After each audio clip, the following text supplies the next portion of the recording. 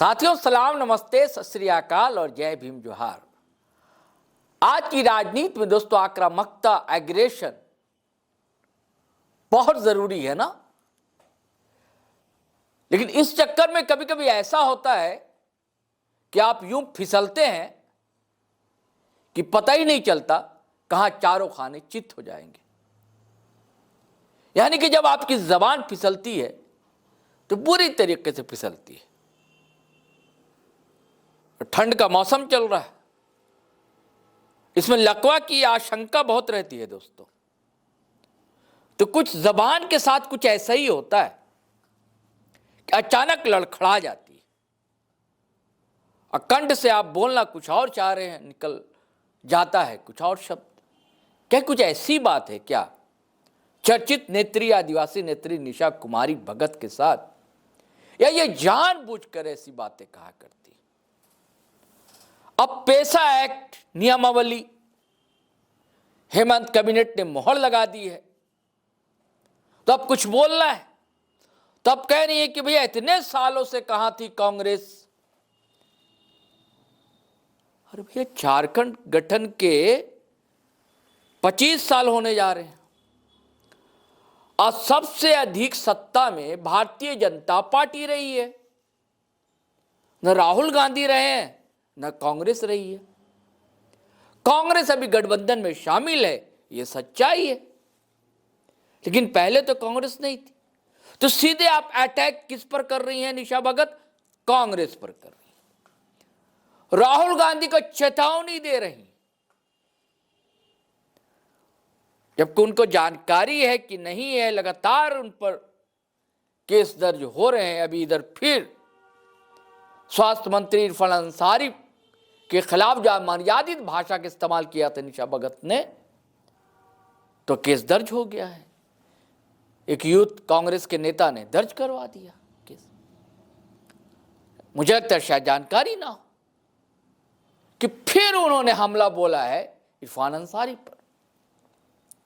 मतलब ऐसे शब्दों का इस्तेमाल वो राहुल गांधी के लिए करती हैं, इरफान अंसारी के लिए करती हैं कि हम बता नहीं सकते दोस्तों। लेकिन मजबूरी है कि आपको सुनवाना भी है कि दरअसल कहा क्या है, नहीं तो आप कहेंगे क्या जबरदस्ती का आरोप लगा रहे हैं, इल्जाम लगा रहे हैं।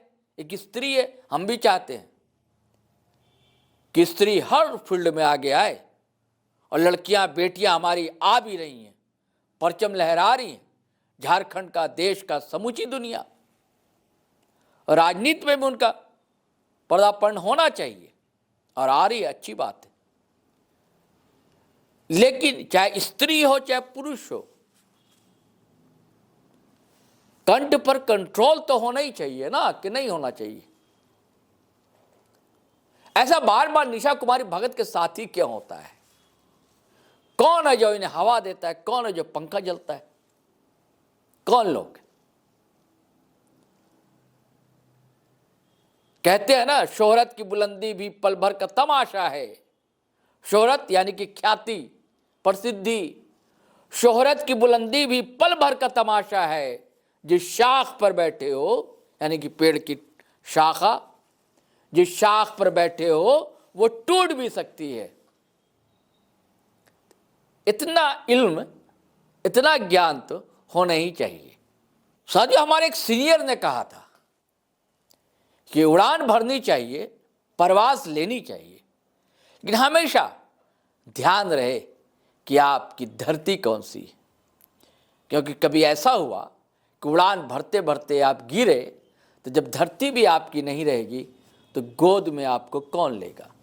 और धरती माँ जैसी होती है दोस्तों, है ना। इसका ध्यान रखना चाहिए। चलिए दोस्तों सुनिए, मैं जो इतनी बातें कह रहा था, क्यों कह रहा हूँ, निशा भगत की जुबान ही आप सुन लीजिए। और साथ में केंद्रीय सरना समिति के अध्यक्ष हैं फूलचंद तिर्की, उन्होंने भी अपनी भड़ास निकाली है, वो भी आप सुनेंगे। और आपको जानकारी ही है कि आजकल निशा कुमारी भगत जो हैं केंद्रीय सरना समिति महिला मोर्चा की अध्यक्ष। चलिए सुनिए दोनों को, फिर हम बातचीत करते हैं। बिल्कुल बिल्कुल, ग्राम सभा के माध्यम से ये अंकित किया जाएगा, चिन्हित किया जाएगा कि कौन कौन आदिवासी आदिवासियों के लिए अलग कॉलम बनाया गया है। हिंदू, मुस्लिम, सिख, ईसाई, इस भारत के संविधान से पहले भी हमारा कॉलम था और संविधान के बाद भी हमारा कॉलम रहा है। जनगणना 1961 की जब होती है तो उस समय की सरकार जो है हमारा कॉलम हटा देती है और लगातार जो कांग्रेस की सरकार को मैं ढिशुम मारने का काम करती हूँ। क्यों करती हूँ? क्योंकि ये लोग दलाल प्रवृत्ति के रहे हैं। ये लोग हमारे भारत देश को पूरी तरीके से विदेशियों के हाथों में सौंपने का गांधी परिवार ने प्रण लिया था और ये मोहब्बत की दुकान खोल करके बैठने वाले दलाल प्रवृत्ति के हमारे बीच में मौजूद जो कि पूरे भारत देश को गुमराह करने वाले राहुल बाबा से मैं पूछना चाहती हूँ कि कहां है इस देश का मूल मालिक? क्यों हमारा 29 सालों तक हम अनभिज्ञ रहे? अगर अनभिज्ञ रहने के बावजूद अगर महागठबंधन की सरकार अगर साजिश रचती है तो उनके साजिशों को तार तार करने के लिए हम रूढ़िवादी परंपरा को मानने वाले लोग इस भारत का संविधान का सम्मान करते हुए आज तक बर्दाश्त करते हुए रहे हैं। लेकिन हम लोग अब बर्दाश्त नहीं करेंगे। हमारा अस्मिता के साथ या तो फिर हमारी संस्कृति, हमारी परंपरा जो भारत देश में संस्कृति के रूप में भारत देश जाना जाता है, संस्कृतियों के देश के रूप में, तो हमारी वजह से जाना जाता है। अगर हम नहीं होते, आदिवासी नहीं होते तो शायद नहीं जाना जाता। अगर आप कह रहे हैं कि उन्होंने संशोधन कराया होगा तो भारत के संविधान में भी आर्टिकल स्वशासन को इंगित करने वाला, सुरक्षित रखने वाला जो आर्टिकल्स मैंने बताया कि 283 टू आर्टिकल 283A आपको ये पढ़ना होगा और आपको पढ़ना होगा अनुसूचित जनजातियों का जो क्षेत्र है, 5वीं अनुसूची क्या होता है। 5वीं अनुसूची में सिर्फ और सिर्फ रूढ़िवादी परंपरा को मानने वाले लोगों के लिए है, ना कि धर्मांतरितों के लिए। उनके लिए तो ऑलरेडी ईसाई का कॉलम है। ईसाई में जाति नहीं होती है। अगर जाति वाले अगर धर्मांतरित कर चुके हैं, आपको मानना नहीं मानना अलग बात होता है। इस भारत देश में किसी भी धर्म को, समुदाय को आप सम्मान दे सकते हैं, मान दे सकते हैं। लेकिन अगर चले जाते हैं मुसलमान में, तो हमारे लोग भी तो मुसलमान हुए हैं, लेकिन मुसलमान क्या आरक्षण खा रहे हैं? क्या हिंदू बने हैं हमारे लोग? तो हिंदू खा रहे हैं। इस भारत के संविधान में हमें सनातनियों के आधार पे सबसे लो कैटेगरी में आरक्षण दिया जाता है, गरीब करके दिया जाता है। इन मन बुद्धियों को बताना होगा कि भारत का संविधान बढ़िया से पढ़िए। हम तो अभी भी कह रहे हैं कि हम ना हिंदू है, ना मुसलमान है, ना सिख है, ना ईसाई है। ईसाई जो है माइनॉरिटीज के कैटेगरी में आते हैं। और मैंने कल रात में भी पोस्ट किया है कि पूरे भारत देश की संस्कृति अगर सरना सनातन में टिकी है तो एक साथ होकर के क्यों नहीं लड़ाई लड़ रहे कि डिलिस्टिंग की मांग क्यों नहीं कर रहे?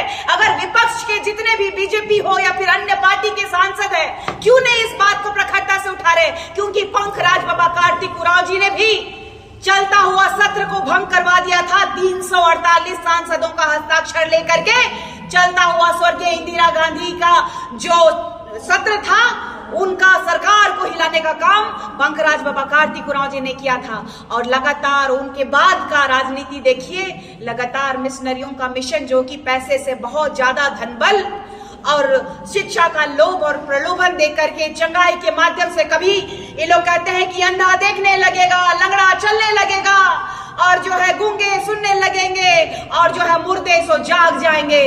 तो इन लोगों को बैठा देना चाहिए हर एक अस्पताल के बाहर, या फिर जहां जहां लाशें जा रही है, सारे कब्रिस्तान कहिए या तो फिर ये शमशान घाट कहिए, वहां बैठा देना चाहिए इन लोगों को और वहां चंगाई करवाना चाहिए। औकात इनकी पता चल जाएगी। लोगों को इन लोगों ने गुमराह करते हुए पूरे भारत देश में अंधविश्वास फैलाने का काम ये मिशनरियों के मिशन के माध्यम से पूरे भारत में कब्जा करने के लिए इन लोगों के द्वारा फैलाया गया है। इन लोगों का मिशन अब कमजोर हो चुका है, ये जान रहे हैं, समझ रहे हैं। और एक बात जो कि लगातार आदिवासियों को, ये जंगल का कहने वाले लोगों के लिए भी ये पेशा अधिनियम कानून मुंह पे तमाचा मार दिया है।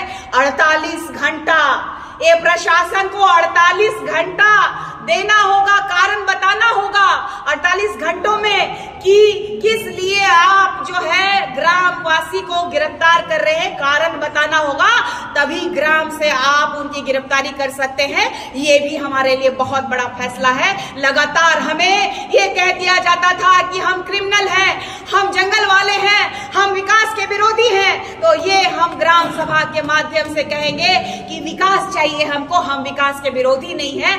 आज भी इस देश का मूल मालिक जो है शिक्षा के लिए वंचित है, स्वच्छ पानी पीने के लिए वंचित है। आपने देखा होगा कि किस तरीके से झारखंड राज्य में महज 19 साल की बेटी जो प्रेग्नेंट होती है उसको स्वास्थ्य व्यवस्था नहीं मिल पाती है, चिकित्सा व्यवस्था नहीं मिलती है। बहंगा से उसको लेके गांव से पहाड़ से लेके आते हैं जहां पे स्वास्थ्य समुदाय केंद्र है, वहां पहुंचते जच्चा और बच्चा दोनों मर जाते हैं। आप देखिएगा वो घटना है गुमला का। गुमला महज 100 किलोमीटर है रांची से, महज 95 से 100 किलोमीटर है। क्या ऐसी मजबूरी है इस सरकार की?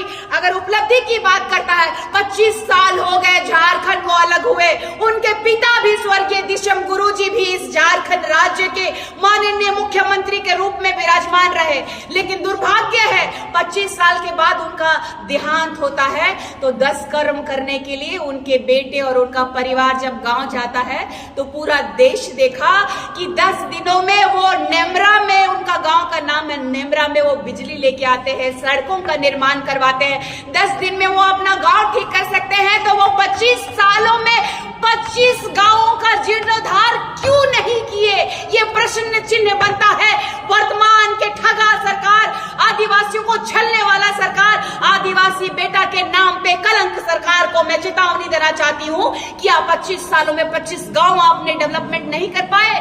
आप देखिए माननीय स्वास्थ्य मंत्री जो करके आदिवासी अस्मिता को शर्मसार करते हैं।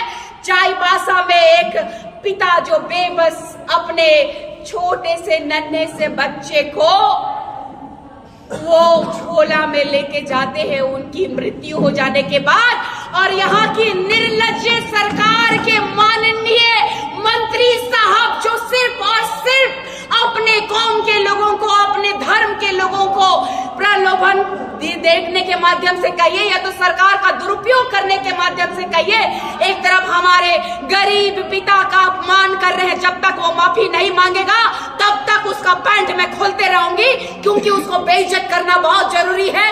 सिर्फ एक कौम के लिए राजनीति नहीं की जाती है, चाहे वो विधायक हो, चाहे मंत्री हो, चाहे सांसद हो, चाहे इस झारखंड राज्य का माननीय मुख्यमंत्री ही क्यों ना हो, किसी एक धर्म की राजनीति नहीं होती है। मैं कहना चाहती हूँ कि इरफान अंसारी साहब 3 लाख रुपया का पैकेज आप बिहार से बुला करके अपने कौम की बेटी को इज्जत देने की बात कर रहे हैं। इस झारखंड राज्य जो 5th शेड्यूल के तहत आने वाला झारखंड राज्य जो आदिवासियों का राज्य में आप माननीय मुख्यमंत्री के चेले बन के जो घूम रहे हैं, झोला टांगने का जो काम कर रहे हैं, स्वास्थ्य मंत्री का जो खैरात में आपको गद्दी मिला है चमचागिरी करने के लिए, तो ये आला लगा के डॉक्टर बनने से नहीं होता है।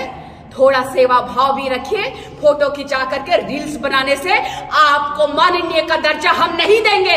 अगर आदिवासियों से माफी आप नहीं मांगेंगे तो लगातार आपका बेइज्जत जलील करने का काम ये आदिवासी बेटी करने का काम करेगी। और मैं कहती हूँ कि आइंदा से आदिवासी अस्मिता पे सवाल उठाए और आदिवासी का पैसा ही न खा रहे हैं जी, बाप का कुर्सी पे दोनों राज कर रहे हैं। माननीय हेमंत सोरेन जी की पत्नी विधायक है, भाई विधायक है, उनके मरहूम भाई की पत्नी विधायक रही, लेकिन उनका गांव 25 साल बाद जीर्णोद्धार होता है। तो ऐसे झारखंड राज्य के माननीय मुख्यमंत्री जो आदिवासी बेटा है वो आदिवासियों का हितैषी कैसे हो सकता है? इसीलिए हमारे लिए पेशा अधिनियम कानून जब तक धरातल पे लागू नहीं होता है तब तक हमारे लिए ये चैलेंजिंग है, और लगातार हम लोग संघर्ष करते रहेंगे, उलगुलान करते रहेंगे। धन्यवाद, आभार इस भारत की संविधान की न्याय का मंदिर का, जिन्होंने हमारे जैसे आदिवासियों की आवाज को सुनने का काम किया उन्होंने। और हम सब तहे दिल से तमाम आदिवासी समुदाय के रूढ़िवादी परंपरा को मानने वाले आदिवासी जन्य जनजाति के लोग जिस तरीके से सरना के लोग जो है उरांव संस्कृति के लोग पढ़ा समाज के द्वारा स्वशासन को लागू करते हैं, जिस तरीके से बेदिया समाज के लोग जो है सरदारी व्यवस्था में अपना स्वशासन को लागू करते हैं, वैसे ही संथाली, मुंडारीज हो, ऐसे ही अन्य 33 जनजाति के लोग हैं। अलग अलग प्रथाएं, अलग अलग सिस्टम, कस्टमरी लॉ को फॉलो करने वाले लोगों को एक नया आयाम मिलेगा, नया विकास की गंगा बहेगी। आज देखिए, निश्चित तौर से 23 दिसंबर को कैबिनेट, झारखंड कैबिनेट से विशेष सत्र बुला करके उसको पास किया गया है। लेकिन इतने दिनों से हम लोग जो आंदोलन कर रहे थे, वह निशा भगत, एंजल लकड़ा जी, खुशबू नायक जी जैसे केंद्रीय सरना समिति के सदस्य हैं, वो गुमला से चल करके पदयात्रा करते हुए रांची आए, राजभवन। लेकिन उसमें भी आदिवासी समाज के नेता लोग इन लोग को साथ नहीं दिया। कुछ ही लोग थे और बहुत हिम्मत के साथ इन लोगों ने कहा, और हमने इन लोगों को कहा था कि अच्छे कामों में लोग साथ नहीं देते हैं, लेकिन आप लोग हिम्मत मत हारना, लेकिन मंजिल तक अवश्य पहुंचना। मैं लोगों को धन्यवाद देना चाहता हूँ, एंजल लकड़ा जी, केंद्रीय सरना समिति के महिला अध्यक्ष निशा भगत जी को, खुशबू नायक जी को, कि इन्होंने उस बात को जानते थे कि पेशा कानून क्यों हमारे लिए जरूरी है। और आज इस ईसाई मिशनरियों के द्वारा में इतने जो षड्यंत्र रचा कि आज तक हेमंत सरकार उसको लागू नहीं कर पाया था। ये तो झारखंड उच्च न्यायालय का जो है हम स्वागत करते हैं, बधाई देते हैं कि ऐसे पदाधिकारियों को जिन्होंने आदिवासियों के दर्द को समझा और उन्होंने झारखंड सरकार को नोटिस किया कि आप जल्द से जल्द झारखंड में पेशा कानून लागू करो। और उन्होंने आनंद फानंद में कैबिनेट विशेष सत्र बुला करके उसने पास कराया। निर्णय मुख्यमंत्री का नहीं था, पदाधिकारियों का था। निश्चित तौर से अगर इनको हृदय में इनको रहता है कि हमको पेशा कानून लागू करना है, लेकिन मैं बता देता हूँ, पंचायत राज निदेशक जो निशा उरांव थी, इनको भी काफी परेशान किया सरकार के द्वारा में। इनको जो नियमावली थी उसको भी बनाने के लिए उसको स्वतंत्र नहीं दिया गया, जिसके कारण आज उनको जो पंचायती निर्देशक थे उनको उस पद से हटा दिया गया। अतः आज देखिए, झारखंड उच्च न्यायालय के दबाव में झारखंड सरकार मजबूरी में इसको कैबिनेट से पास किया। चलिए, देर से सही दुरुस्त से, लेकिन पास किया। मैं उनको भी बधाई देता हूँ। लेकिन अब जो है समय आ गया है कि कैसे हमारे पूर्वज जो वर्षों से संघर्ष करते आ रहे थे, उनका जो सपना साकार हुआ है, और जब पेशा कानून लागू हो गया, इसको धरातल में कैसे हम अपने रूढ़िवादी परंपरा संस्कृति को मानने वाला पहान है, बंधोरा है, मातो है, मुड़ा है, डोकलो है, सोहरो है, हड़ाम है, माझी है, तो ऐसे लोग कैसे जो है गांव की जो शक्तियां हैं, या तो वित्त शक्तियां हैं, या तो नियंत्रण की शक्तियां हैं, या तो संचालन की शक्तियां हैं, कैसे हम अपने क्षेत्रों में जो भी होता है, खनिज है, कोयला है, बालू है, गिट्टी है, अमरक है, कैसे हम अपने गांव के संसाधनों को, खनिज संसाधनों को कैसे हम उपयोग करेंगे, कैसे हम इसको बेचेंगे। न्यायालय का आभार है, लेकिन अब अगर नियमावली की बात करें तो 3 महीने के भीतर धरातल पर उतारने की योजना है। क्या लगता है, अगर 3 महीने के भीतर नहीं होता है तो? निश्चित तौर से जिस तरह से पेशा कानून को लागू करने में यह सरकार जो देरी किया, और विशेष समुदाय को, जो गैर रूढ़ी प्रथा को मानने वाले लोग को खुश करने के लिए आज पेशा को लटका दिया गया था।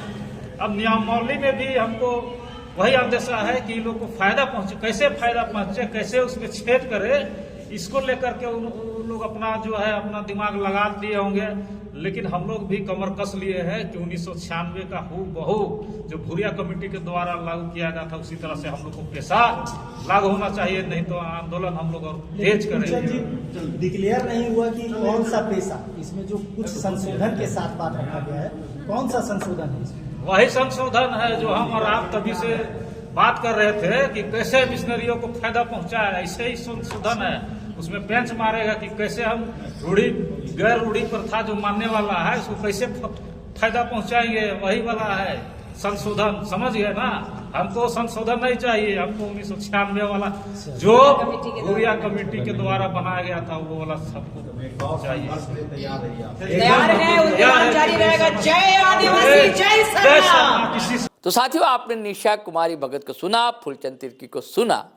आपसे गुजारिश है कि अगर आपने हमारा चैनल सब्सक्राइब नहीं किया तो कर लीजिए और वीडियो हमेशा की तरह धनाधन शेयर कीजिए, लाइक कीजिए, कमेंट कीजिए। आज्ञा दीजिए, इजाज़त दीजिए। जय हिंद, जय भारत।